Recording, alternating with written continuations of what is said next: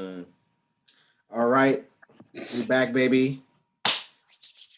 Yep, it's another week of your boys. It's Mazel Talks, man. It's a safe place for keeping it player where we keep your culture every time, all the time. It's your boy SL. If you're watching YouTube, don't mind the shagginess. I'm going to the barbershop this week. You know what I'm saying? Hell yeah, nigga, I feel the same way, nigga. I ain't even cut my shit. I ain't feel like it. Well, you cut your shit every week though, so But I didn't do it last week. I didn't feel like it.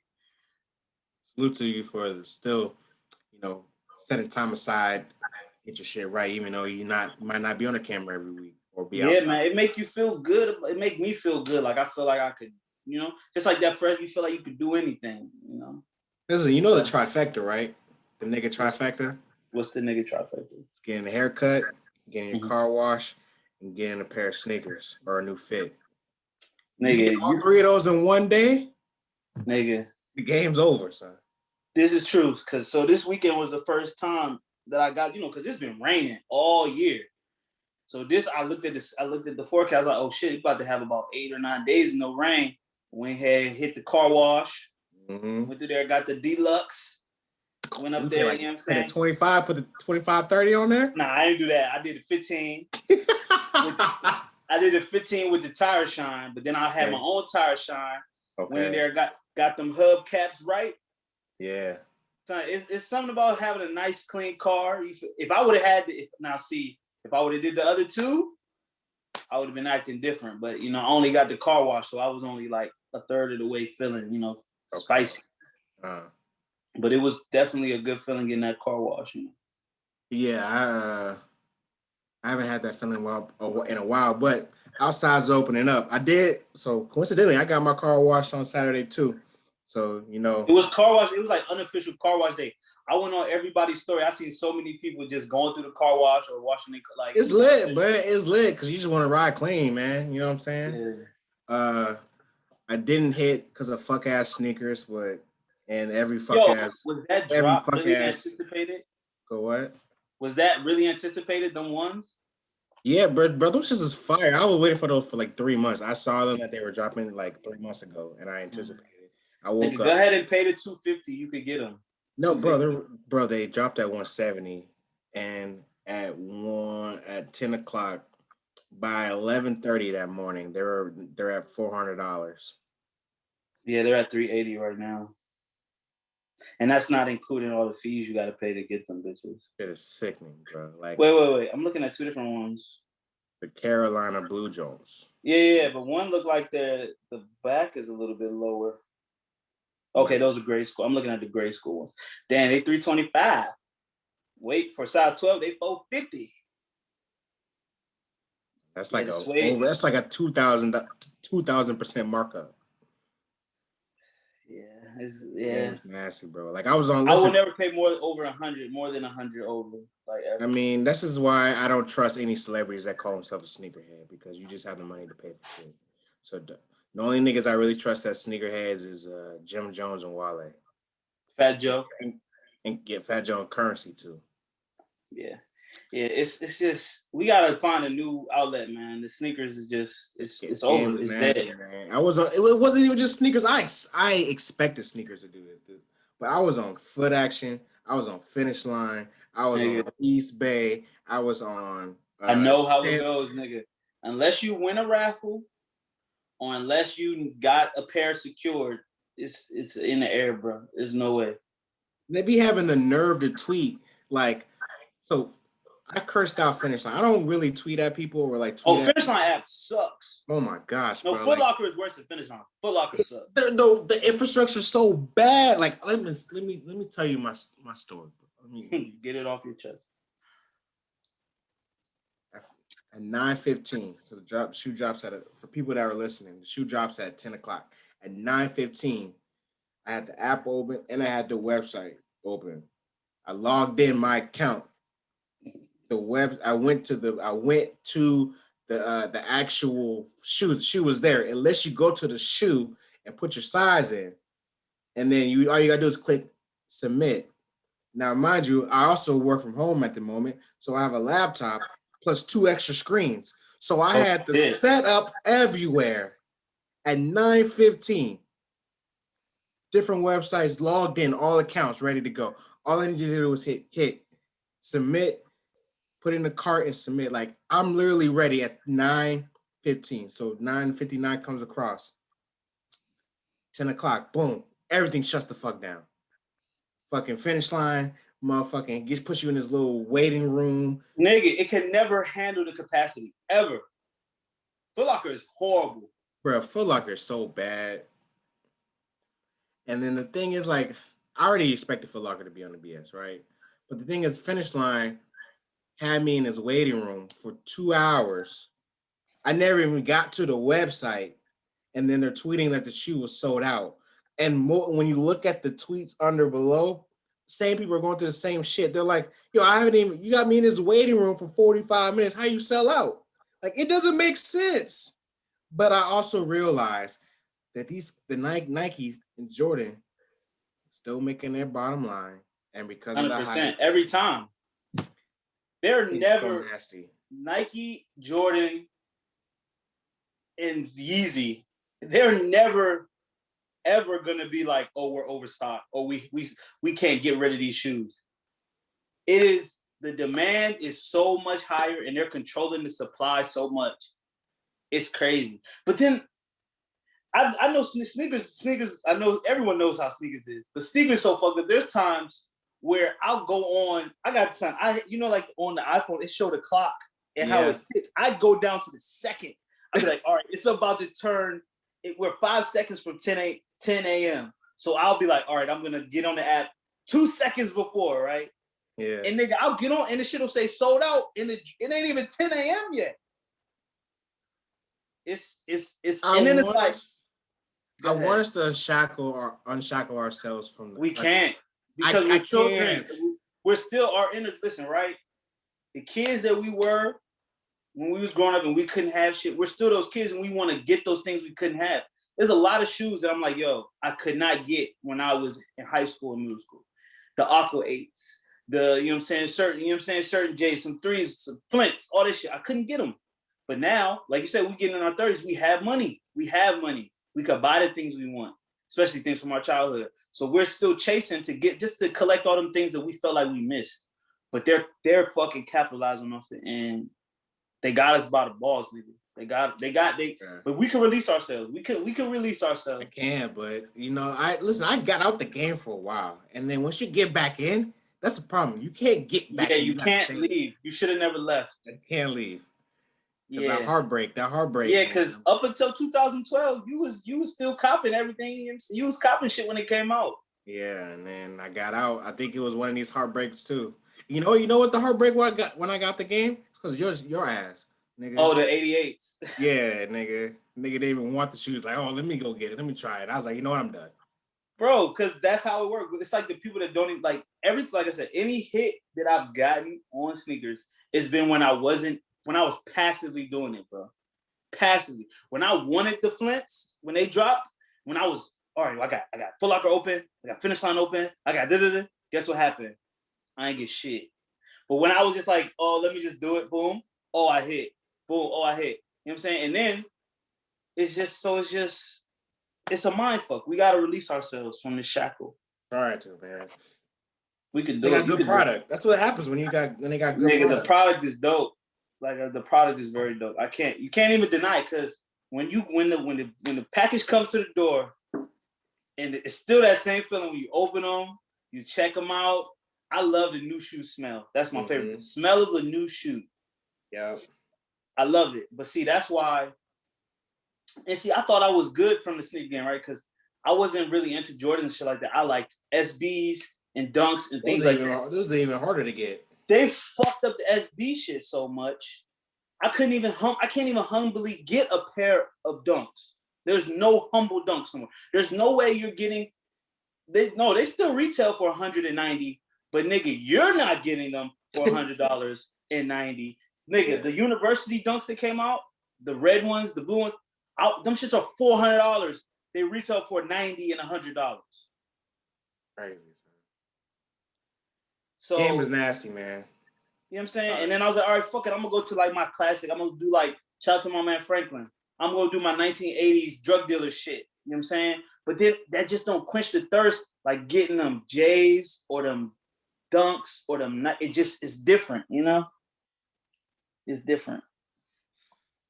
So what can you do? That's how my weekend went, and I almost tore my ankle up. But that's new. I think I've said that a couple times. Yeah, everybody listening, this nigga Briss is getting very old, like before my eyes. This nigga, you know how when a nigga's old, when they have braces on deck for when they ended, like when you, I got a wrist brace, I got an ankle brace, I got a knee brace. If you got a whole bunch of braces on deck, you're getting old. Why do you already have an ankle brace? You feel me? Because your body is failing you. But see, now I'm gonna knock on wood right now, because whole time I'm on my fitness journey. I'm 3 weeks in. I'm 3 weeks into my fitness journey. I'm seeing results, but I would dread if I try to do something in the gym and I actually hurt myself, because it would be a setback. It would be a setback. It's hard to get back at this age. It's hard to bounce back after a little ankle roll or. 100%, nigga. About 2 years ago, I was at the park playing frisbee. You can imagine what I was doing playing frisbee. Whatever. I'm in the park. The frisbee go down the hill. My ass, thinking I'm young. So I'm probably 27 at this point. Thinking I'm young. I try to just, like it was a steep hill. You know how you try to run down the hill, but you gotta lean. You roll that joint? You roll down that joint? No, listen. You try to lean your weight back so that you don't roll forward. Yeah. But my ass lose my foot and slip, and all my weight go back on my wrist. Nigga, when I tell you I knew for a fact my wrist was broke, nigga, I was like, nigga, it's broke. It's broke. That shit swole up and everything. And I was like, yo, this shit is fucked up. But I was like, damn, I don't want to go to the emergency room. Let me just see what happened. I'm gonna ice it. When I tell you, it literally took me a month for my wrist to get back to normal. You know what I'm saying? And I was like, and all for a fucking frisbee. You know what I'm saying? So the bounce back is real. And you even notice now, like you get a scratch or a cut, your color don't never come all the way back. It's always a little lighter. You don't heal like you normally, like you heal when you was young. You know what I'm saying? It's your regeneration shit go down. So how was your weekend, brother? That was my weekend. Losing on sneakers and just tearing my shit up. The weekend was good. I'm still trying out gyms. So like that's gonna be part of my Keep It Funky. So like the weekend was cool. Friday, you know what I'm saying? Chilled, ate good. I think I got a bottle.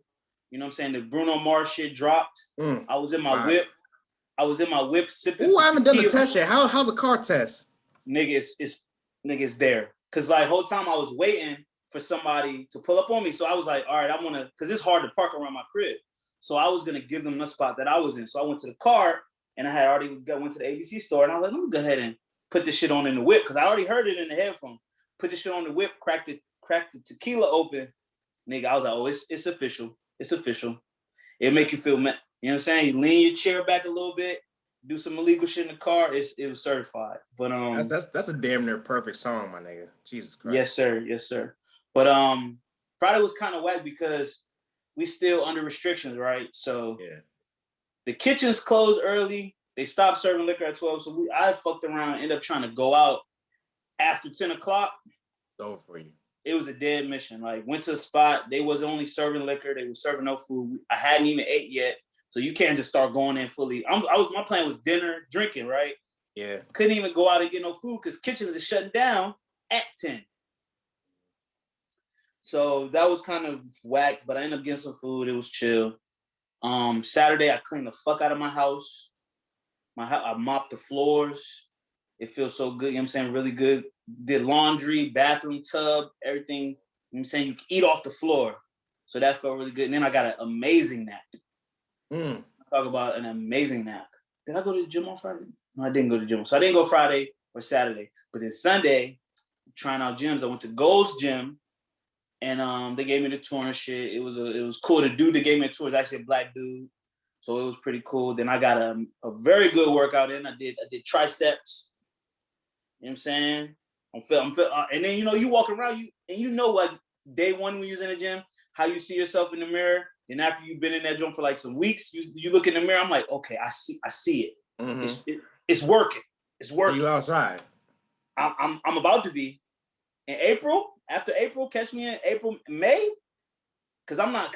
I can't let off. I'm at the age where like if I don't get on this train it's now, over. It's over, bro. nigga ain't never getting on the train. So felt really good Sunday. Had some good food. Chill. Watched the All-Star game and caught a little bit of that Meghan Markle shit. We're gonna talk about that later too. But weekend was chill, man. How was your weekend? You know, like I said, almost broke my shit. You know, got the car washed, lost some sneakers. You know, Oh yeah, regular. I did that too. That's what I did Friday. That's what I did Saturday. I got the car wash. I said that. Yeah. Yeah, you know what I'm saying. But that's pretty much it. You know, I've been low key. Oh, I did. I got my taxes done. Oh, You there know, you go. paid somebody to do my taxes. You know, nice little Indian man at H&R Block. Shout out to Ravish. It's kind of expensive. Pay about 300. Yes. Pay about How 300 much? for that 300. Yep, that's about the rate right there. That's about what I had to pay last time. But you know, it was more than what I expected on the back end. So there you go. Shout out to Ravish.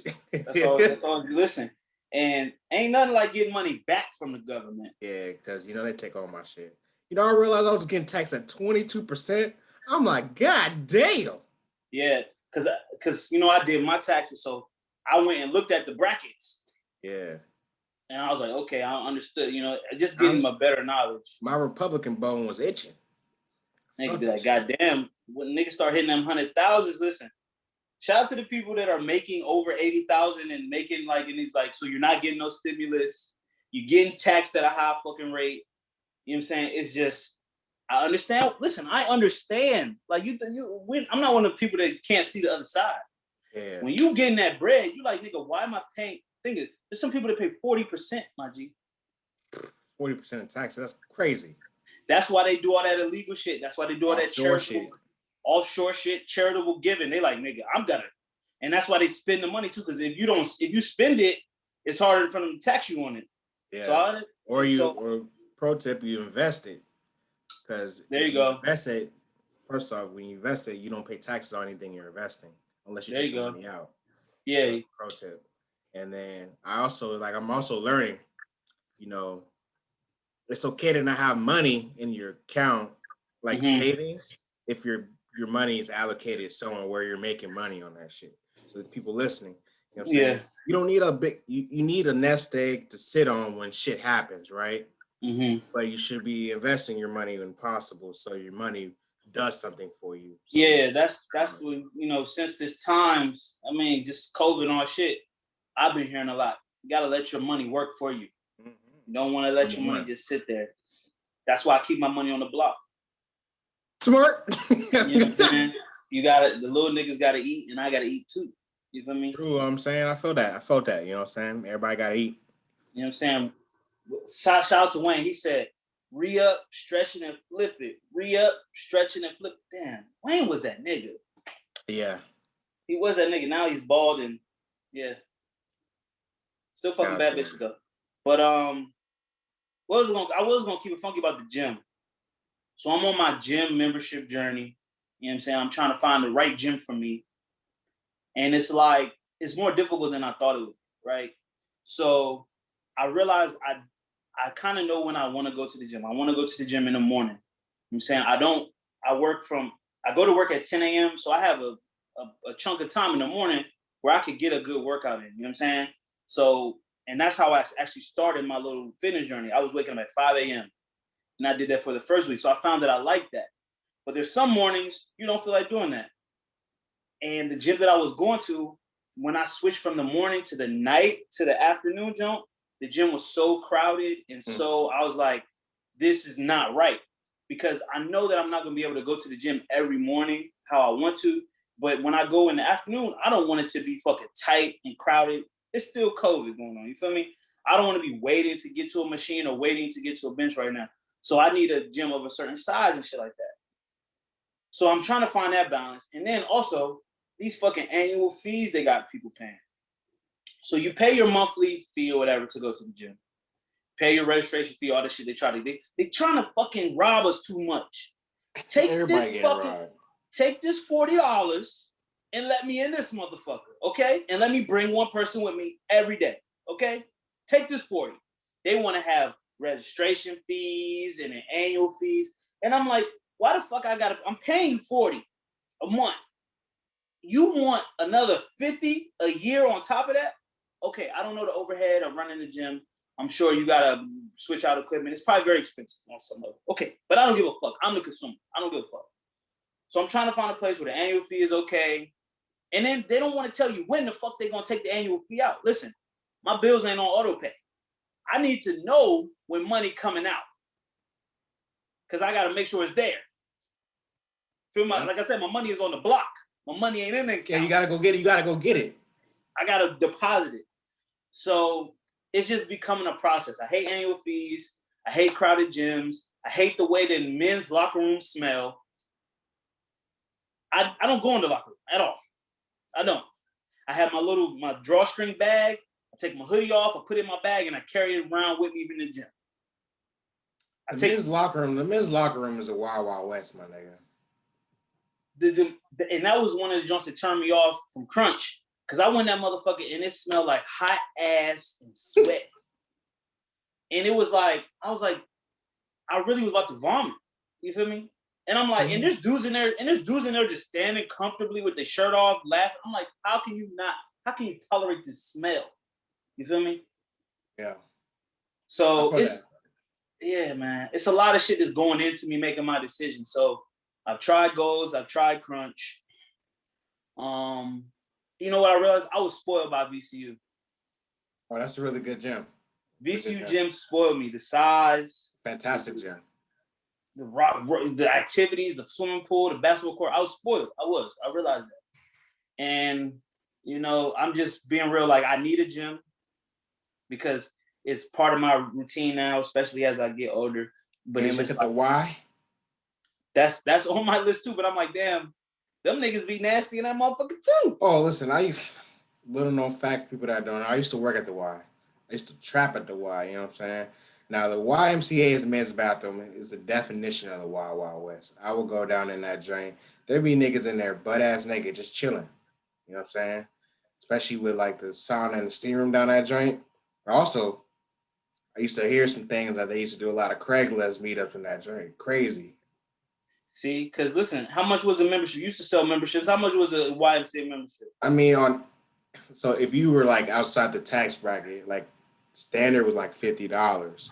But that allowed you to use all the YMCAs in fucking across America. Mm-hmm. So, but then they have like income based based on your taxes. Yeah. And then it moves it down the tiers.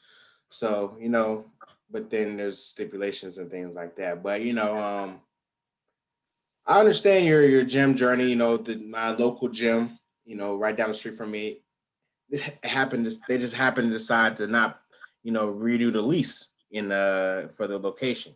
Mm-hmm. And that's in the way because now I gotta go to another gym that's they moved my membership from the one that was closest to me to one that's about 15 minutes away from there. But it's like, you know, in your gym process, you're recording a new bitch. I knew my old gym, I knew my old bitch. You know what I'm saying? I knew what time to go, I knew where, you know, the machines are at. And now I gotta try out this new bitch. And I don't know this new bitch. I don't know what time the gym, you know, I gotta go in and, you know, court each other. You know, I like to go in like after work, you know what I'm saying? A little late, you know, mid evening. And at my old gym, I knew what time she was free. You know what I'm saying? When I went, I could hit all the machines I want. You know what I'm saying? It wasn't too packed. Now this new bitch, she always packed at the time I want to go. Always packed. She's popular. Now I gotta now like she always popping. I want to be intimate with her. You know what I'm saying? Exactly. Like you want to join this finish with her whole days. Yeah. But the gym you fuck with now, she's still hot in these streets. I don't like that. Now I gotta figure out what time, you know, I can get my one-on-one time with her. Exactly. Mm-hmm. I feel you on that, man. And then also, just to close out, I want a nice ratio of men to women. I get motivated by watching. Listen, first of all, I have the best gym etiquette that a man could have. Yeah, you're not nasty. I'm not nasty. I don't stare. I don't go out of my way to see no ass. I don't do nothing creepy. but I do get, I could get out another set if I know that just so happens across the way, it's a joint that might be exotic and she want to see me get exotic. You feel me? It might, it's something about the presence of very nice women to balance out the workout. You know what I'm saying? It just helps. And I don't know, maybe we could ask our women listening, how do they feel about going in the gym? And I'm not talking about the creepy nigga that's on your ass. Listen, I'm focused on my workout when I'm there. But if I'm taking a break, 45-second rest in between my jump, and I look over to my left and I see a beautiful young lady getting her body together. Yeah. It boosts my morale. You feel me? That you in the right place. That I'm in the right place. You feel me? Because first of all, I want a place where women feel safe. And I want to feel safe. Listen, I don't want to be a gawked at. You feel me? I don't want to feel uncomfortable. I want a very nice, comfortable place where everybody can be, you know what I'm saying? And people are not doing no crazy, dumb shit on the machines. I want people to actually know what they're doing in the gym. Because if I just so happen to want to ask somebody a question, I want them to know what the fuck they're doing. I don't want amateur hour. You feel me? Yeah. I'm trying to get these gains. You know, GTL, baby. You feel me? And listen, and I really, this is the longest stretch I've had. I'm lifting, you feel me? I'm out here and I feel good and I know that I could reach new peaks. So hopefully I lock down this gym soon. Well, you know, people in the Richmond area, you got a gym that you go to, friend or two, hit my man up, you know. For sure, man. Get him right, you know, because if you're ready, however you feel, it's lit this summer. Oh, yeah. Yeah. You know, the world's opening up as we've seen in Texas, Louisiana, you know, Georgia and Florida been open, you know what I'm saying? I think West Virginia done opened up, you know, 100%. West Virginia. Ain't nobody going regardless, man, you know, people gonna be outside and we gotta look good. Charlestown's races and slots is lit. You know, it's lit. It's lit. I mean, but anyways, regardless of the United States, niggas been going to the beach. Niggas been going to Tulum, going to Jamaica, Puerto Rico. So it's time to look good, you know, in our 30s. This is when, as far as I've heard, the 30s are when you're really gonna hit like your stride in terms of being yourself. You got money, you know yourself, all the kinks and shit and all the wild shit, you got it out your system in your 20s. You know what I'm saying? Mm-hmm. Now you can look your best, you probably eat better, you can afford to eat better, you can afford to do that part. So I'm going to the grocery store buying zucchinis, lettuce, spinach. Yeah. Power, what do they call it? Avocados, superfoods. Mm-hmm. Because I can afford it. And afford it in college. You know what I'm saying? Out here, keto. Keto Negro. Keto because I want to be, not because I can't afford. You feel me? Okay. Well, you know, I want to keep it funky this week, and I just want to. It's not even keep it funky. I just want to laugh at this nigga. So, you know, there was an article that came out today. So we're recording on Monday. There's a news clip that came out today of the good man Papa John's. Well, I don't know if he's a good man because he's probably racist. He's been outed as being a racist. So there was an interview. He was on the OAN network. I think it's America, Only American Network or something like that. I don't know what it's called. Fuck it. Oh yeah, that's a racist ass network. Yeah. Oh, it's not racist, but it's definitely like it's very right leaning. Yes, very heavily. So the clip came out where he was like, you know, they were asking him how does he feel since he's been quote unquote canceled. And I'm about to play the clip. A few years ago, when you start to see these headlines coming out and smearing your good name, how did you feel at the time when you were seeing these headlines? State of shock. Unbelievable. I couldn't understand it. I mean, again, you have a public board that paints its chairman complicit, passive, or active. They paint the founder as a racist. They know he's not a racist. It's just unbelievable. And I used to lay in bed just going, how did they do this? And we've had 3 goals for the last 20 months to get rid of this N-word in my vocabulary and dictionary and everything else because it's just not true. Figure out how they did this and get on with my life. If Papa John's would just say, hey, We got in a hurry. We didn't follow proper. Take me back to a few years ago. So for the past 20 months, he has been working hard to get the word nigger out of his vocabulary and his dictionary. And dictionary. First of all, why do you got the dictionary open to that page? You fucking like you've been working for 20 months because your whole life you've been calling niggas behind their back. Niggers behind their back. Yo, 20 months to stop saying the word the nigga, stop saying nigga is nuts to me, son. It's like, you know what I mean, where that white boy is like stressing his vein is popping, you know what I'm saying, like that, like he's in the classroom. Yeah. It gives me that. Like you're trying not to say the word nigga. Like he has nigger Tourette's. Like he can't not say nigga. You would think he was a black man. Bro, it's so I just want to crazy. laugh. I just want to laugh, man. The world is funny, man. And I like the pizza, man, the garlic sauce. I like Papa John's. Like I said, we like Papa John's. They always got a good discount. Yeah, and everybody out there slandering Papa John's, man. Whatever. Ain't nobody trying to hear that. But slandering this man is definitely. You insist that you're not racist. Yeah, you spent the last 2 months getting the word nigger out of your vocabulary. That's a contradiction, sir. If you weren't racist, you wouldn't have to spend that much time. He should have been like, listen, I said it, but I don't use it often. That's not how I feel. They had me fucked up. I'm trying to fight to clear my name. That's what he should have said. This nigga said, well, I've been doing the work to not say name. Doing the work. You only got to do work if you fucked up. You know what I'm saying? If you can't get the answer to the problem, that's when you got to do the work. That's hilarious. That's funny, man. Papa John.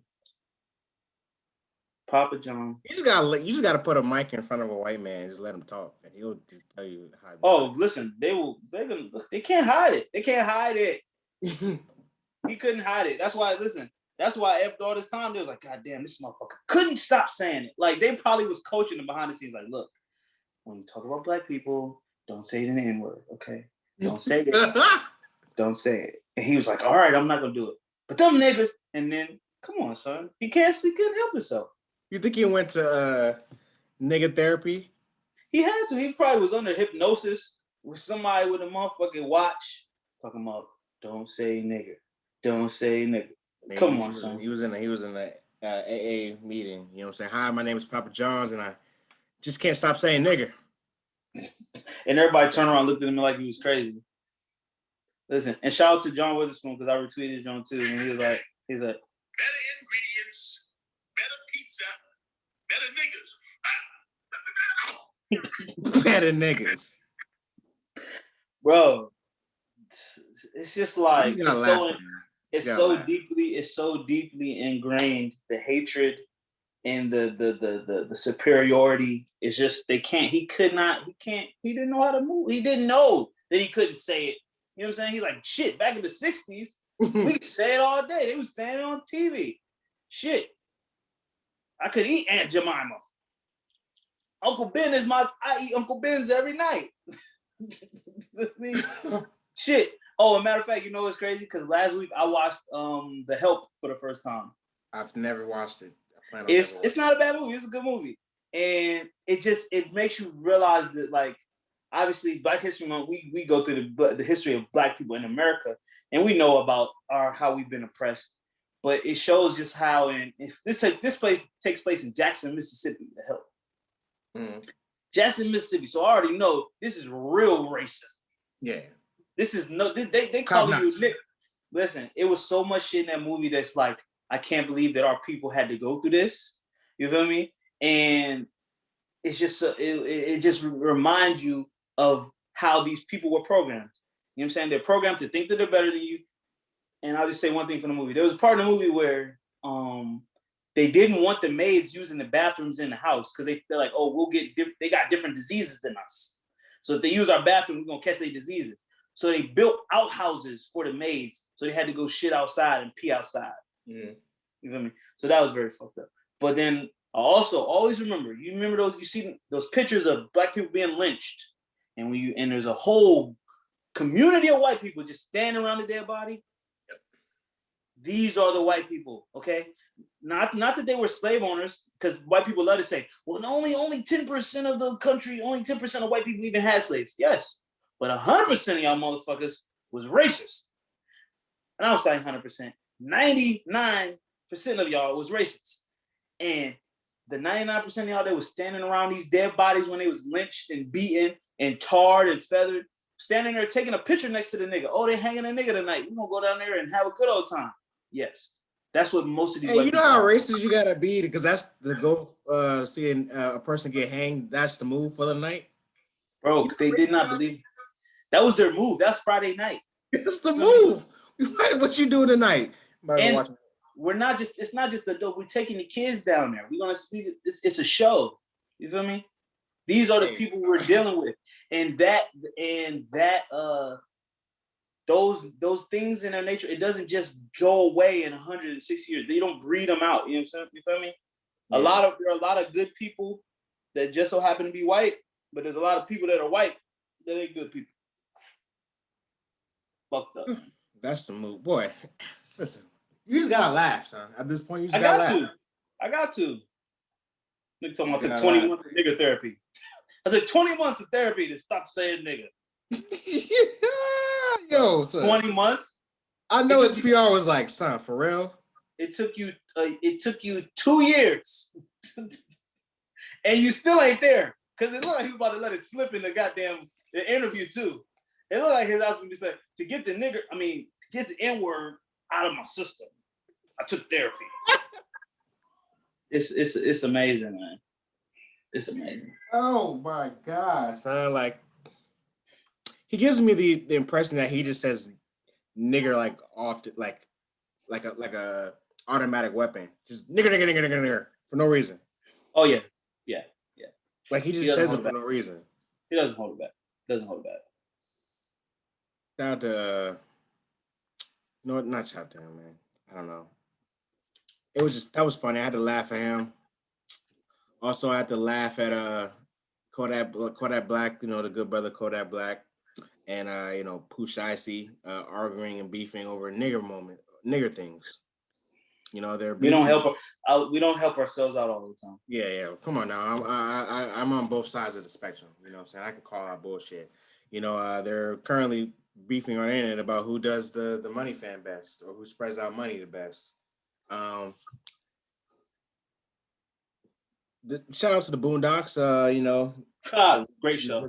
Revisited, that on HBO Max. There's an episode called Nigger Moments, and when two ignorant people do ignorant things, it turns out ignorant with ignorant consequences. Yep. So, just now Kodak Black, I'm going to give him his flowers because he has impacted our culture in so many ways, positive ways. He has a lot of negativity towards him. He goes in a lot of bullshit, but he has brought us, catchphrases and songs and moments that are timeless. So I will give him that. Driving the boat, Bodak Yellow, Broccoli. The Z dance. What I'm saying? I'm a suburban kid. I'm a suburban kid. I hope so. Like Kodak Black is a cultural, for the culture, he's golden. Now he's got a lot of fuck shit going on, with sexual assault cases and things like that, which we don't condone on. But I want to give him his flowers. But no one is completely bad. Even Papa John's, he says nigga all the time, but he made good pizza. Well, I've heard people on here saying they like their food with a little bit of racism when it comes to, certain things. So I will get, maybe I understand now how they feel. But see, Kodak for sure, like, he's one of them young dudes that we all, obviously rap has elevated a lot of these young dudes to a lot of wealth and fame. You know what I'm saying? And we see it happening, like we said, Pooh Shiesty. I know that he's not the most culturally aware person. No. I know that he's not the most socially aware or even socially conscious or socially sensitive person. And neither is Kodak. Man, it's crazy. That's part of the reason why they have gained the attention and the fandom that they have, is because they are who they are. They're ignorant, they loud, they reckless, and they just so happen to make good music and say all that shit over a beat. But just saying, like, you know, it's a double-edged sword, man. Because the hits be jamming, but then you see these niggas arguing about who spread money, which is like, yo, bro, like. And I remember J. Cole tried to talk to him, bro. J. Cole had a lot of raps talking about The Kodak? You try to talk to Kodak? He said in a rap that he tried to talk to the brother Kodak. You know what I'm saying? He said it. But it's just really like, it's hard to teach somebody something when they don't want to learn. Yep. It's impossible. So hopefully, I was hoping that the jail shit, but shit, he got a pardon. He might be out here like, nigga, I'm untouchable. You feel me? But just for the record, arguing over who started spreading out money with racist faces on it, you know what I'm saying, with white men on it, it's not what we should be doing, brothers and sisters. We should not be arguing with each other like, nigga, I started it. Not a week after Black History Month. They probably they don't care. Niggas gonna nig, bro. You know, but I'm gonna go to nigga therapy. So send them for 20 months. Send them for both for 20 months. But you know, that's all I got. What you got? What Just some happenings, you know what I'm saying? Run through a few happenings. It is we are in Women's Appreciation Month, March. So we want to take this time right now just to appreciate all the women, especially the Black women specifically, who are pillars in our community, who we love and cherish. And actually today we're recording on Monday. It's International Women's Day. So we got foreign women uniting with our domestic women to celebrate womanhood. I believe it's International Women's Day. So shout out to all our women listeners. You are appreciated, you are loved, you are respected over here. You know, yes, we're on your case, but that's because we love you. I spend most of my time thinking about you. Yeah. So, you know what I'm saying? And as a Black man, I uplift and love my Black sisters. So I just want to say that. Chris, you have any thoughts on Black women? Y'all the greatest, man. You know, the first to do everything. You know what I'm saying? Without Black women, Black men, we wouldn't exist. You know, y'all keep us in check. Y'all keep us grinding. You know, with anybody you love, you're gonna butt heads, and that's fine. But, you know, we're gonna do this together, and we want to celebrate you. We want to uplift y'all. To all the Black women in our lives, to all the Black women we don't know. Yeah, man. If I want you to feel my vibrations that I want to uplift you. And you know what? I want to say this. Even the Black women that went to Atlanta for All-Star Weekend and got stranded because they took $400. $400, son.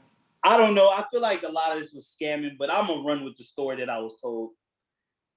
A few women said they went out to Atlanta. One woman specifically said she took $400, bought a one-way ticket, fucked up her money. Because she was hoping she was going to get... Because she was hoping she would come up. Didn't come up. And she's stuck in Atlanta. And there's a lot of GoFundMe pages going around. I don't know if they're all real. I believe a lot of them are probably fake. But I just want to say, even those women, we still appreciate you. And you know what I know? They're going to find a way home. Yeah. They're going to find their way because that's what Black women do. And that's what women do. They overcome. Yeah. Even when they make bad decisions, like going to Atlanta $400 during a coronavirus pandemic to celebrate All-Star Weekend with their Black Hollywood. You feel me? So $400. Shout out to y'all, man. Listen, I think the furthest I've traveled, I took a weekend. Well, damn. Huh? I fucked my money up. I did fuck my money up too. But I had a ride back home when I had $400 for the weekend. I had a ride back. So you're always supposed to listen. I learned this from Trick Daddy. You're always supposed to pay your rent on time because even if all the other bills fuck up, you need a place to live. Yeah. You need a place Priorities, to baby. Priorities. You always buy your return flight because whatever happens, you need a way to get back home. Yeah. for you to go somewhere and have no way to get back is there's no planning in that. But we're not gonna get in deep on this. Shout out to women. Shout out to women. Internationally, shout out to every woman of every shade. And speaking of women, we're gonna talk about this. We talked about All-Star, we talked about that, but simultaneously with the All-Star game, there was a Oprah special that came on where she interviewed the former princess and the former prince. I guess he's still a prince, whatever. Duchess. Duchess. What's his last name? Harry what? What's his last? You don't know his last name? I don't know it's Prince Harry. I don't even know that motherfucker's last name. Prince Harry and Meghan Markle, right? So as a lot of people, I don't know if you know a little background, she married him. She's half black. He married into the royal family. So hold on, Prince Harry, Duke of Sussex. Sussex. Sussex. Duke of Sussex, yes. Meghan Markle, who is an American actress, she married him and they had a child together. They were in the royal family, a part of it, but she got a lot of hate mail, a lot of death threats, a lot of negativity came her way, and they end up leaving England, backing away from the family, basically leaving the royal family, technically. Mm-hmm. And going out to live on their own. They no longer get like security protection, or they don't get any money from the family because, you know, that's I guess they're the richest family in England. You know what I'm saying? They got a lot of money.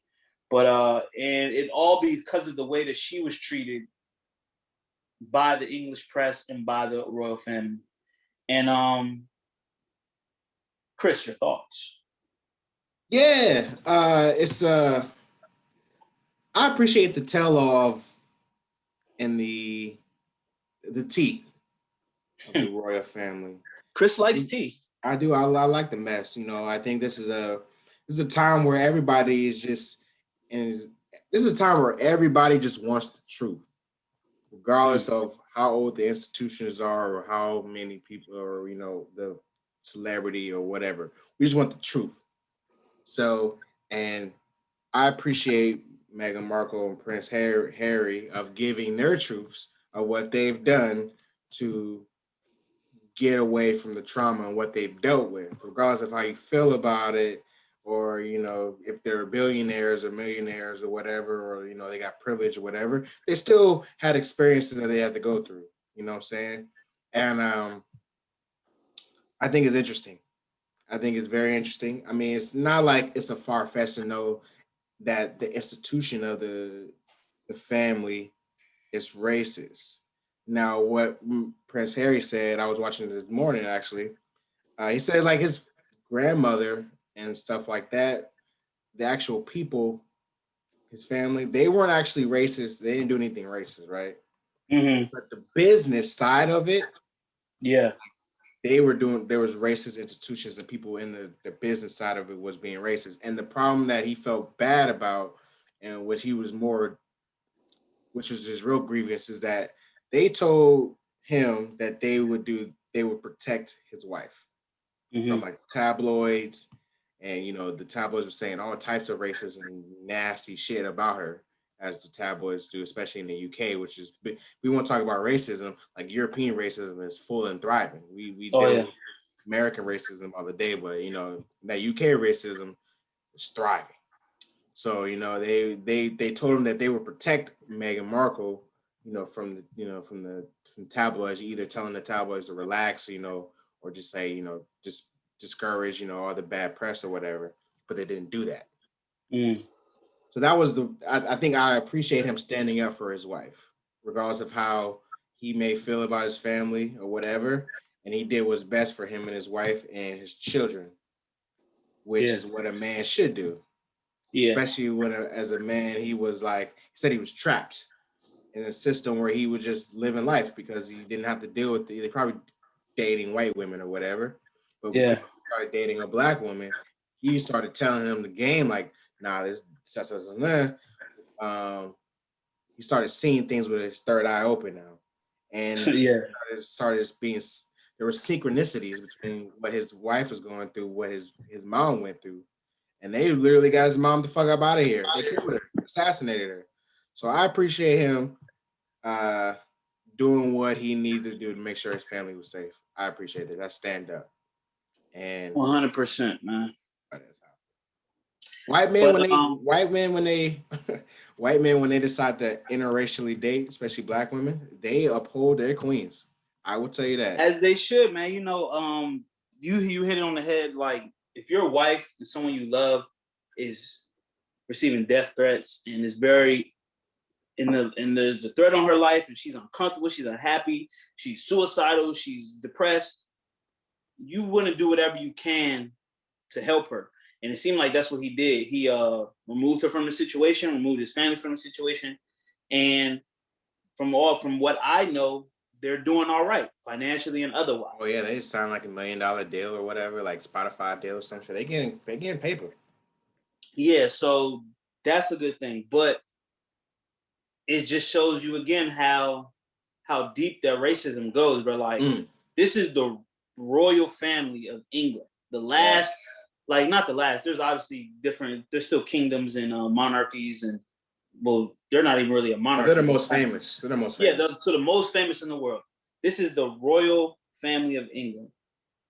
And we've heard stories about how royal families operate, how aristocrats and monarchs operate. They care a lot about how they're perceived and how they look. That's what everything they do is for how they will be seen by the people that quote unquote they rule. You know what I'm saying? That's why they do everything. So for one of the sons to go out and get this wife who is half black, whose mother shows up to the wedding with dreadlocks. You know what I'm saying? That's sick. It's probably definitely seen this as a tainting of what they think is the bloodline. You feel me? Yeah, that's what you was about to hit it. You know they care about that bloodline, that pure Aryan bloodline. So you add that on top of the fact, so she black, have black kids, but also I want to say this. I think it's easy. He said that he got free, like he felt like he was restricted or constricted or couldn't get out, but he was able to free himself because really he's the second brother. Yeah, he ain't gonna be king. You know what I'm saying? Yeah. Even if his older brother dies, his older brother's kids is in line before him. You feel me? So fortunately, he was in a position to where he could just go ahead and make his exit. Now I'm sure the exit wasn't easy. They still getting backlash. But I like that they were able to tell their side because a lot of this shit just is like hidden from everybody. But we kind of know how that shit works, bro. They look down on black people. They look down on her. They don't think she's worthy. They're like, Harry is this, Harry is that, and she's this and she's that. And, you know, but it was very interesting to hear about because, you know, even the fairest mixed race woman can be enacted against her, and she could, you know, feel like, you know what I'm saying, and she knows that race is the only reason why.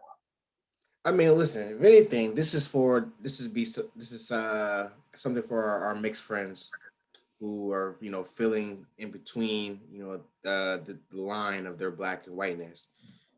It's a privilege to be able to say like I'm black and I'm white and I'm mixed or I'm mixed. But them white people, them dirty ones that, you know, went to the fair to watch niggas hang, you're still a black person to them, and they're still going. You're not fully white.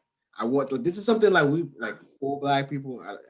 We keep telling y'all like I understand that you're half black and half white, but you're still a nigga at the end of the day. Yeah, man. It's like that. Even if you don't want to live in it, it's gonna come. The world's gonna tell you how they think about you, son. Yeah, it's like that one drop rule, man. Like one drop. You know what I'm saying? That's the overall thing I see. It's and it's crazy when they try. It's like they try to subvert and flip everything.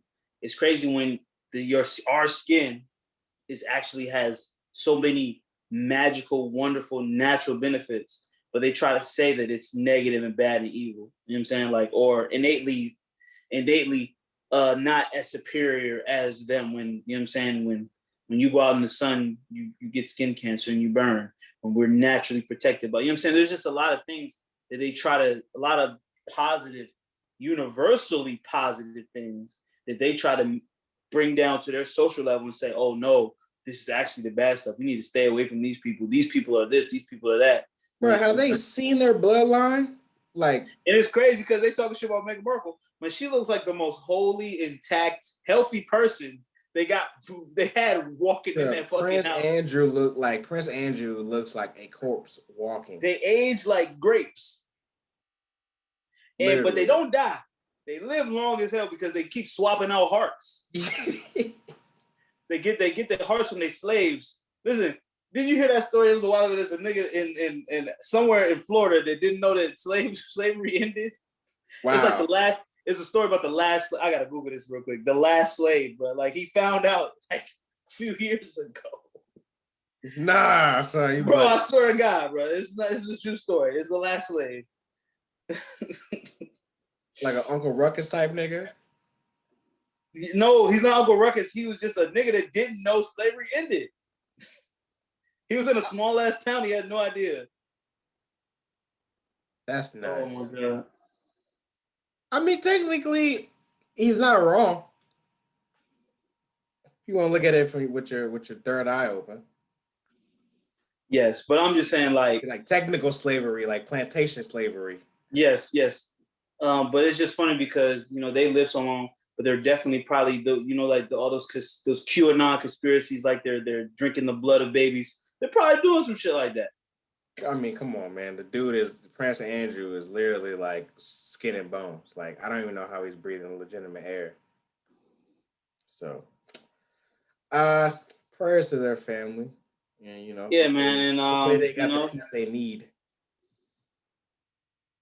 But you want to know how so you start seeing things when I'm dating a woman, I'm engaged to a woman that works in the news. So you start hearing her, start seeing what she does, and you start listening because she has an inside view. So you start seeing these things as it happens after she gives you game. You start seeing the synchronicities. You see after the interview comes out with Oprah, right? Then another white woman, Megyn Kelly, comes out today and starts critiquing the interview on, I think, Good Morning UK or some shit. You know what I'm saying? Slandering the interview, calling her basically saying she's lying and that, she's privileged and her experience doesn't matter and shit like that. Same thing with Candace Owens. She came out and did that. She said some shit about her today.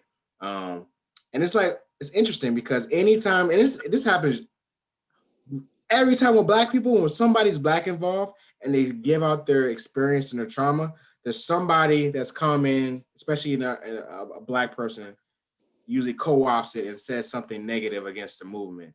They kind of just play the backfield. You just start seeing the shit. So instead of using another Black, they use a Black woman.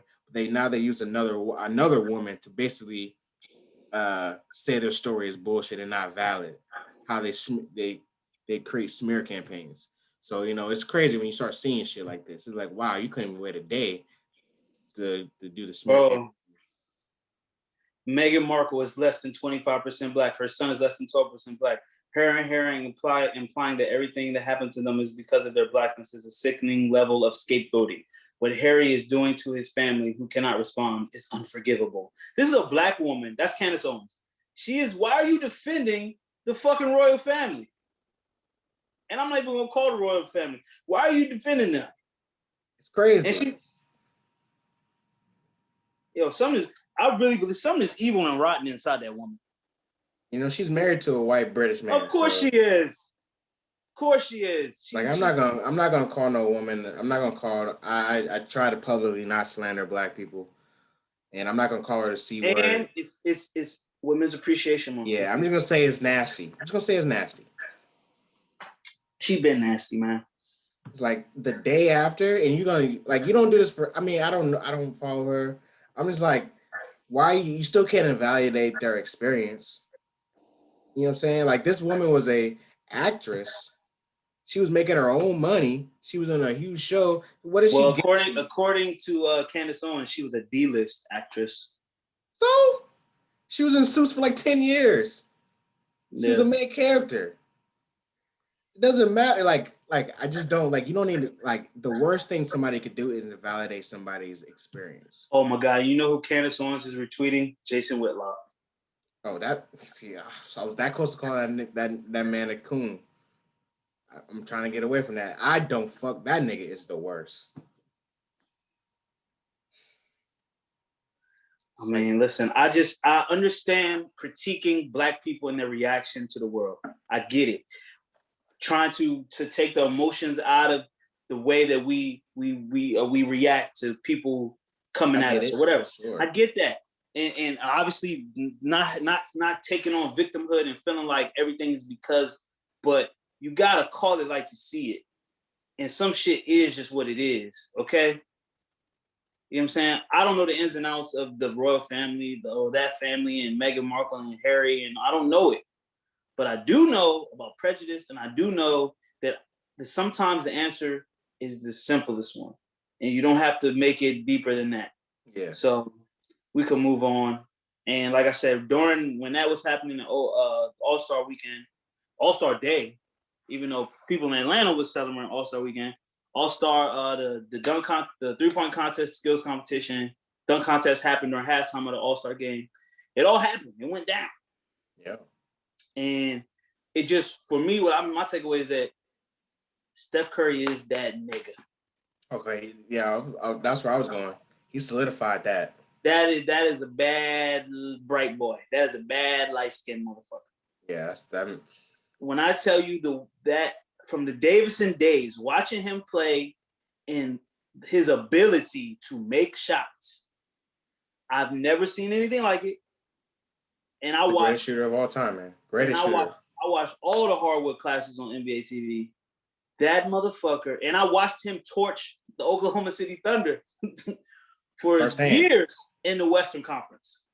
You know what I'm saying? But the way that he came back and won the 3-point contest, that was the highlight of the night for me, the 3-point contest. I missed the skills competition. They said the dude from Indiana won, who used to be Oklahoma City Thunder. But Steph, the way that he ended the competition, that was a highlight. He needed to make all the shots on the last rack. He made all the shots on the last rack, and it was a great competition. Even way better than the dunk contest, which like most years, let's be honest, most years the dunk contest sucks. Yeah. Most years. It'd be like once every 10 years there's a good dunk contest. But did you enjoy it? Did you watch it? What's up? Yeah, I watched the 3-point contest. I enjoyed it. I watched most of it. Like you said, Steph Curry was a highlight, man.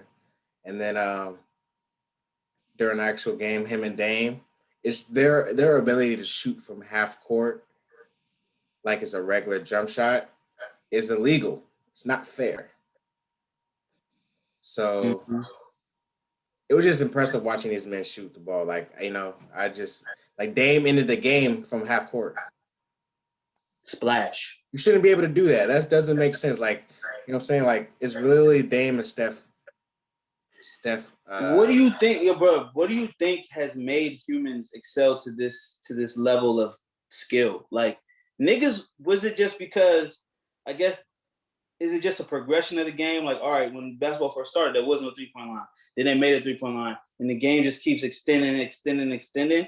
Or like, are niggas just way more nicer than them old niggas? I think it's both, bro. Like, I think physically, like, people are training harder. Like, in the old niggas, they weren't playing basketball since they were 14 doing AAU. You know what I'm saying? Like, you play AAU. They were like AAU tournaments for 8-year-olds. You know what I'm saying? Like, so imagine you're playing basketball, semi-professional basketball, before you even hit high school for 5 years, 6 years. So you're already a trained athlete.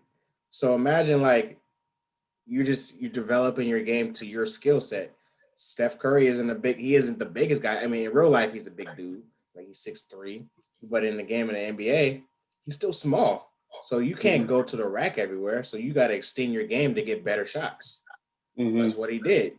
And, I think they've just adapted the game to make themselves better, which is impressive to see. Impressive as fuck. But it's funny, I thought you was going to say, like, you're right, kids start taking basketball seriously at a younger age. and I guess even in the 80s and the 90s and the 60s and 70s, these dudes was working real jobs. Yeah, we call them plumbers. Like they would play basketball for the season, and then they would go because they wasn't making the money. They would go and work another job, be salesmen and shit. Shout out to And they come to- Semi-Pro. You know what I mean? Yeah. So shout out to Semi-Pro. Another Will Ferrell film. Look, come on now. But it's just like the evolution of the game and the ability for them to like those are high percentage shots. If Steph Curry is unguarded from 30 feet, it is just as he's more likely to make that. He's just as likely as to make that as make a layup. Yeah. Or a mid-range shot. Yeah. That level of skill. You seen your man Dame on PG when PG was like, that's not a good shot. And Dame was like, what do you mean that's a good shot for Dame? Not for the average person, no. But for Dame, that's a good shot. You should know your opponent. It's like that's how skilled these basketball athletes have become because you can't even leave them open from that distance.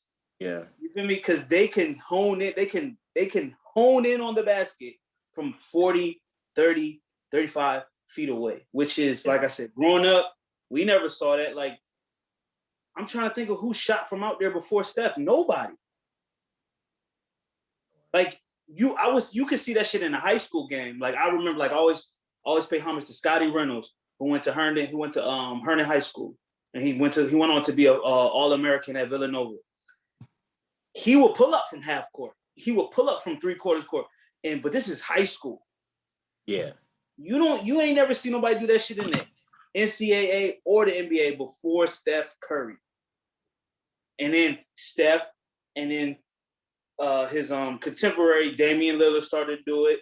You see, you might see Kevin Durant don't even go out that motherfucker like that. Trae Young shoot like that. Okay, that's what it is. It's Trae, Dame, Steph. Trae hit that motherfucker too. Trae Young, Trae Young will hit that motherfucker. You can't leave Trae Young from out there either. But Trae is a Steph baby. You think about it, it's crazy. Steph Curry's 33? So he's 10 plus in the league now. So he got children. He got babies out there. So it's just amazing to watch the we just lost every female listener that was listening to us. I'm sorry, Women's Day. Sorry for the women. We just went to basketball like that, but hopefully you fast forward and you got right back. We're going to the next little happening. I got to talk about it. Oh damn! Well, just to round it out because this is the last sport. Space Jam. The stills from Space Jam with LeBron came out, and I have two things I want to talk about.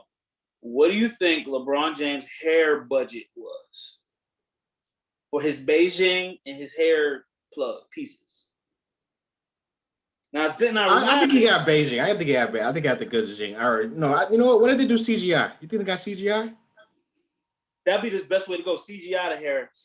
Because he got the hairline is straight. The front, the sideburns is just top and his dome. So, you know what I'm saying? And now, the Space Jam movie budget, I'm going to tell you it right now. As you know, they released that. The budget is $161 million. Right. What the fuck? The budget is $160. That's $160 million. That's the budget. Like. So how much of that was to LeBron's hair? I'll do like 500,000. 500,000 if there's not 500. It's not see. It's definitely in the five figures at least 5 figures. Because you know for a fact that he ain't gonna have no ball spot in that movie. Oh, come on now. Nah. All right. Second question. This is something that I seen. I actually got a lot of retweets and likes because I did the meme of Denzel Washington playing Malcolm X, and he's like, "Oh, that brother's starving." Because somebody tweeted a picture of Lola Bunny.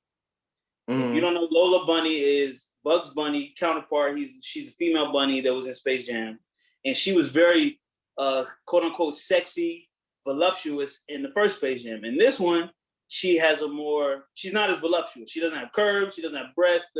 And I seen a dude tweet. The dude was like, "Damn, son, where her ass? Where her titties?" Talking about the cartoon bunny, and that brother's starving. and I was like, damn, this brother's starving. Because I don't sexualize cartoon characters, human or non-human. You know what I'm saying? But it was actually, I seen an article on the internet about people talking about how Lola Bunny is not as sexy as she was in the first movie.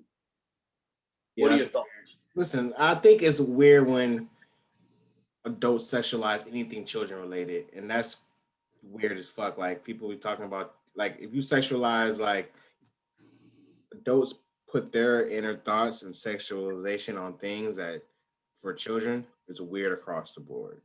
So they had that nigga starving. Like you shouldn't. It's a cartoon, so that's weird as fuck. Yes, and so my tweet actually got 31,000 views on the video. Wow. And I had 1,000 likes, 31 retweets, 4 quotes, whatever. But it was like, obviously that clip. So it's funny because I save memes on my phone just for any time I can. You gotta keep them in the tuck. I keep it. If I find a new little meme I like, but the brother is starving, because niggas be horny on the internet. Yeah. And that is the best response to when niggas be horny on the internet. Oh, that brother's starving. Well, let me ask you a question now. We're talking about niggas being horny on the internet, and we've also been we've been advocates against Dirty Mackie.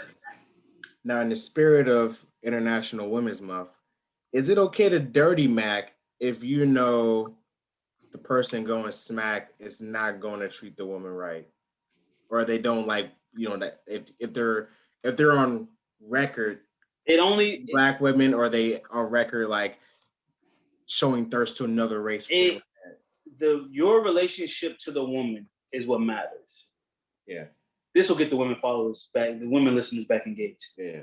So let me give you the example. So I saw a tweet. So a guy posted a video or whatever, and a girl sent him the eye on the quote tweet.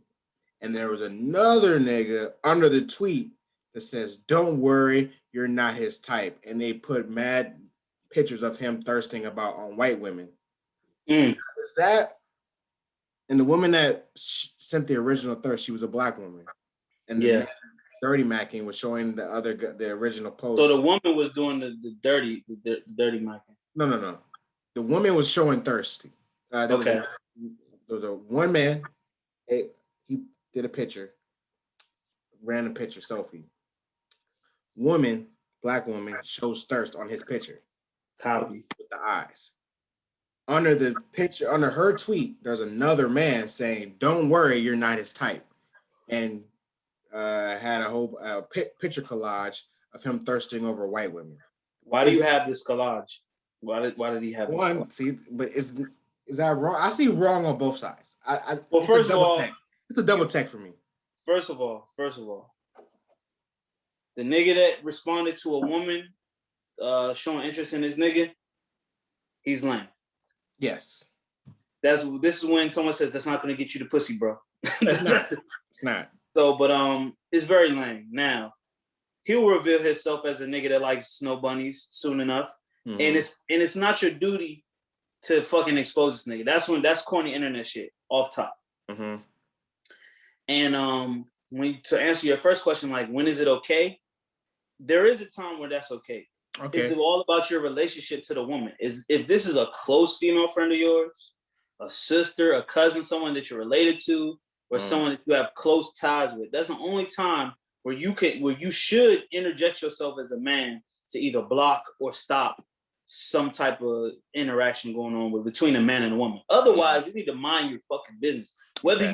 Whether you know that he has a history of not being with black women or has a history of dogging girls out or being a player or whatever, it's not your place. Uh-huh. It's your place to mind your fucking business. Mm. And that whole scenario you just laid out, I don't have there's some corny internet shit. Mm-hmm. Women thirsting after a man, that's fine. A dude posting a selfie, we could debate that.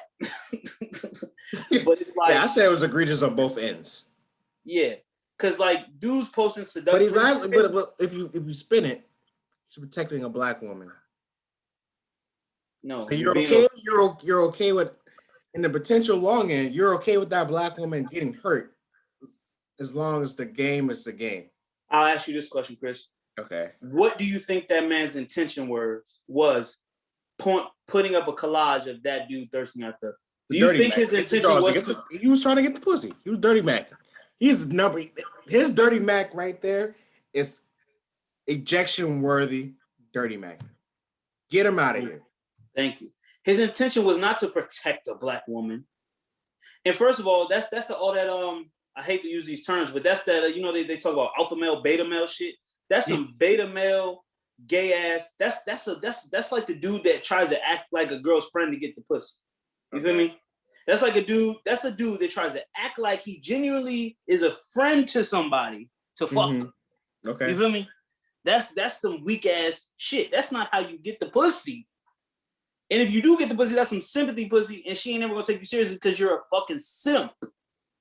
Okay. Now, and I don't respect that. I respect someone that makes their intentions known and doesn't try to fucking pull some dirty Mac okie doke shit to try to put theyself in position with somebody else. Put yourself in position by being straightforward about your intentions or having some type of suaveness or game about your shit. Well, nothing suave about that nigga talking about, oh, he not into you. He could have just slid in her DMs and been like, matter of fact, we talk about this all the time. You acknowledging the presence of another man is lame. Like, you acknowledging that she even talked to another nigga is lame. Yeah, we did. We have. Yeah. I don't care about that nigga. I care about me and you. What you got going on, nigga, fuck all that. Like, you supposed to feel like you are gonna take her mind off of that shit. You are literally throwing dirt on that nigga, and she's not gonna pick you or him. Mm-hmm. You eliminating yourself. This just, and we talk about Joe, all the things your man won't do. The reason why that song is a player hating song is because the whole song he's talking about the other nigga. Instead of saying the song should have been all the things that I will do. Mm-hmm. He talking about all the things your man don't do. He's using your man. You feel me? That nigga don't treat you right. He don't take care of you like you're supposed to get treated. That's dirty macking. You know what? If she don't know her, damn, I'm about to say some fucked up shit. I'm gonna say it. Say it. If she don't know her worth, she gonna get what she asked for. And if she's getting what she asked for, she ain't got no reason to complain. Next week we're gonna talk about that word, knowing your worth. Oh, we could talk about it right now. We ain't got the time. We don't got But next week, because I want to deep dive that because I hate that term.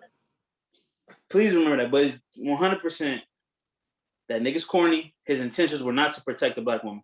Like I said, if it's You saw through it. Everybody saw through that shit. Nigga, first of all, why you got screenshots of me in your phone? You a nigga. You got screenshots. That is nasty. That's nasty. You got screenshots of me in your phone now.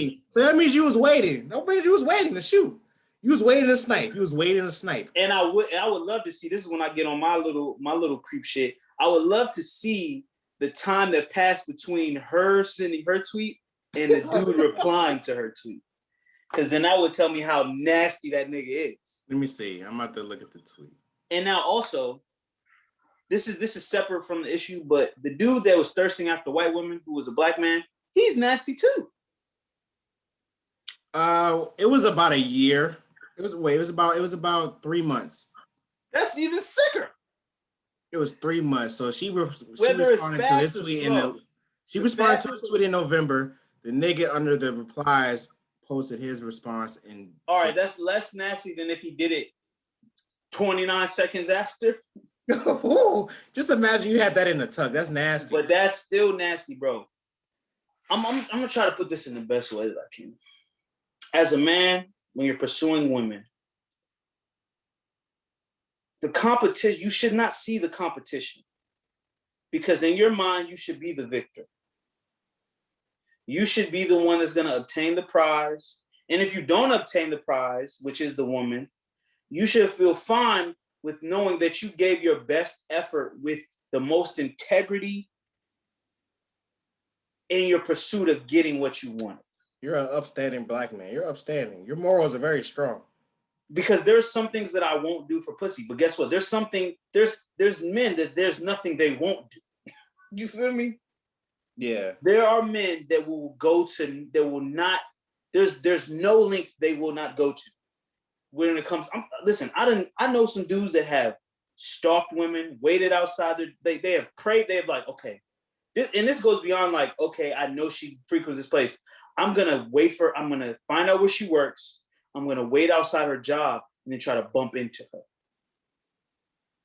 That's nasty. Now, that's nasty, but it gets nastier. That's like level 1 nasty. You feel me? There's some men who will go to great lengths, whether it be lying, whether it be fucking stalking, planning things, fucking niggas will do a lot of things for pussy. But there's a lot of things that I won't do for pussy. Your morals are very, very high, sir. And guess what? That's why I'm not gonna say it. I'll keep saying I'm not gonna say it. Say it. But I have not fucked as many women as I could have in my life because there's things that I won't do to fuck women. But listen, as long as that makes, I'm happy you said that, because I mean, you're a man of upstanding principles, and you know, it would be fraudulent of you to try to, you know, be on a podcast where you talk about player things and you've done, you know, on-player things, because you know that's just nasty. How do you sleep at night if you're trying to give advice on player? Yeah, man. When it comes to women, I've done very few egregious things. We have a code. We have a code that players got to follow, and if you know. But, and like I said, even when I saw the game, like when as a man out here, a heterosexual man trying to find your way to get the women you want and to have sex in general, you'll see a lot of different methods about how to do that. You know what I'm saying? Whether it be tricking on women, whether it be stalking women, whether it be spinning, I just said tricking, stalking women, whether it be lying to women, whether it be, you know what I'm saying, just dirty macking. There's a lot of methods you can do, whether it's just being charming and funny, you know what I'm saying? Whether it be, you know what I'm saying, working on yourself to where you attract, you know what I'm saying? Like there's a lot of ways to get women. But there's just things that I won't do. I won't throw dirt on another man's name. I'm not out here. I won't lie to you about my intentions. I won't go the thin line between love and hate way and tell you I love you when I don't. You know what I'm saying? It's but we see day in and day out. Niggas don't got no code. They're gonna do whatever it takes to get the cheeks. like your little soapbox moment right there. Got in your bag. Yeah, right man. You know, there's been a lot of lonely nights, Chris. It's been a lot of nights with just me, myself, and I. But you know what? I'd rather go to bed alone than go to bed knowing that I dirty macked and put a screenshot of another nigga into a I mean, it was egregious. It's egregious. That's ejection worthy. Get him out of here. You shouldn't be able to fuck bitch. You shouldn't just like you need 20 months of not fucking bitches. Like Papa John's, you need 20 months of treatment for that one, man. For that one. Why you have that in the tuck like that, son? You need 20 months. I don't got no screenshots of nothing no man said in my phone. Me either. Or did. You feel me? And you know what I'm saying? And I would never and it's crazy that people do this shit and everyone can see it. He did that shit. Yeah, he did it on a public platform. That's nasty. That's when I'm talking about dirty internet shit. People do that shit publicly. Oh, that brother was starving. That brother was starving. And you know what's crazy? Somebody replied to my tweet when I talked about Lola Bunny. Someone said, "So what?" And I'm like, "Nigga, you're talking about ass and titties." And I was really about to respond, but I went to the page. First of all, it was a cartoon as their advy. It wasn't a cartoon, but it wasn't them. And they had 14 followers and they were following like 300 people. I was like, I'm not gonna respond to this person. Yeah, it's a troll. Oh, that's a bot. Literally, they said, "So what?" I'm like, "So what, nigga? You talking about ass and titties of a cartoon bunny?" To each his own. If you like to jerk off the little cartoon bunnies, as long as you're not fucking real bunnies, I guess that's the line. I don't know. The line gets blurry every way. You know, no bestiality. I think you brought it up that they were trying to normalize pedophilia, man. This was fucking weird. Bro, I'm trying to tell you, people will try to trying to say that it's a sexual attraction. It's a sexuality. weird. That's why I say anything adults try to sexualize things for children is fucking weird, bro. It's listen that and listen that goes into the nasty bag of what I was talking about. Niggas will do anything for sex. People will prey on children for sex. We see what R. Kelly did. R. Kelly, I can't even say this. It's like, you know how easy it is to manipulate a child? Nasty, bro. I could almost give people a pass for manipulating other adults, but I could never give a pass for someone manipulating a teenager or a child. Yeah.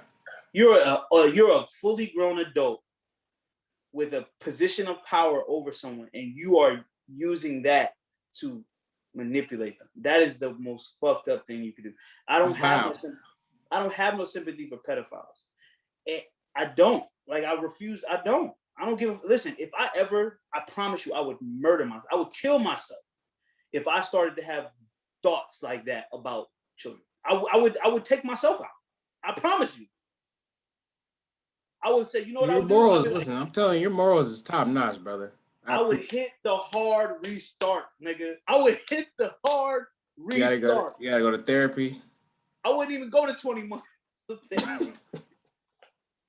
I would find the nearest bridge and I'd be like, let's try this again, God. Hit the T God. Tell the gang. I would listen. You know what I'm saying? I think that's the best. That's the most. That's noble. Now that's noble. Noble. Just death. like you know how the samurai, when they lose in war, they kill themselves. Yeah. I would do it. I would do it humbly, and I would before I would ever do something evil like that, bro. I would kill myself. Well, your morals are a lot better than a lot. Listen, well, maybe in another episode, I'll tell you where my morals are shaky. I'll tell you that next episode. All right, man. It's getting late. I think we should wrap this up. Yeah, that was a good talk, man. Before we end it up, because we're so dark. How about you lead us out with a little bit of a spiritual moment to get us to the light? Well, sure, man. Why not? Dirty Mac. I'm just gonna go real. If you guys have the Bible app and go to the Bible app, this is the verse of the day. Your word is a lamp for my feet, a light on my path. Psalm 119, verse 105. And your word, I believe they're talking about the word of God, is a lamp for my feet. Because as we know, this path in life gets dark. Mm-hmm. And you might want to send a tweet out texting underneath a man's selfie saying that this man doesn't like you. You know what I'm saying? If he had God in his life, that he would have lit his path away from that thread, and he would have lit him to some self-discovery of just leaving it alone and letting that woman do her own due diligence. Okay. And a light, you know what I'm saying? Because Chris talked about my morals. Only reason why I know what I know is because I made mistakes. You know what I'm saying? I did things that just didn't feel right in my soul. Or I started to do things and then I thought and I looked ahead and I was like, if I do this, this is what the consequence is going to be, or this is what the result is going to be. And I was like, I don't know if I could live with myself or be happy looking in the mirror if I did those things. You know what I'm saying? A lot of people, they do a lot of nasty things. They could look at themselves in the mirror just fine. You know what I'm saying? But I know for sure if they follow the code, if they follow the word, a divine word or a spiritual word or a path that goes along with the universal order of things, they would not do a lot of the things that they would do. And I know that's true because it's kind of like, you know, like I'll talk about the Native Americans. You live in harmony with nature. You know what I'm saying? What you take, you give back. It's a harmonious relationship with the earth. And people choose every day to live in disharmony. Mm-hmm. But if they lit their path with the word of God and the word of the universe, if you want to look bigger and not look bigger, but if you want to look at it a different way, with the universal truths, and didn't just try to live for their own self-fulfillment and self-gratification, then we would be in more harmony. If people weren't greedy, you know what I'm saying?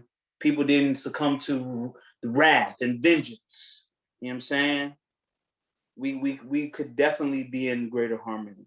So I'll read the first one more time. It says, "Your word is a lamp for my feet, a light on my path." So please, everyone, try to get along with the universal order of things and the universal God. And please let the wisdom and the morals of the universe light your path.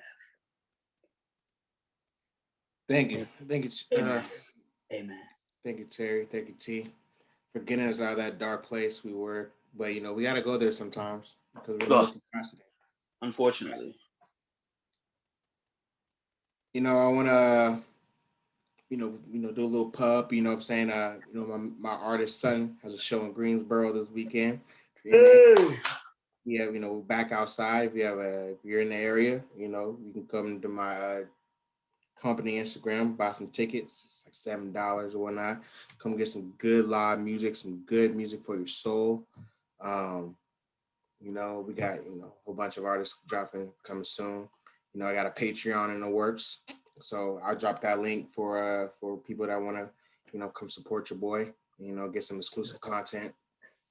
But I just want to say thank you guys for listening to us. Remember to subscribe, rate, review, share, watch the YouTube, come comment with us, comment on the page, come talk to us. We're not scary, you know what I'm saying? Not at all. Remember, on the path to playerdom, they had 3 rules to success. Stay true to yourself, stay true to code, and be safe. So I want to say thank you again. We'll talk to you next week, baby. Peace.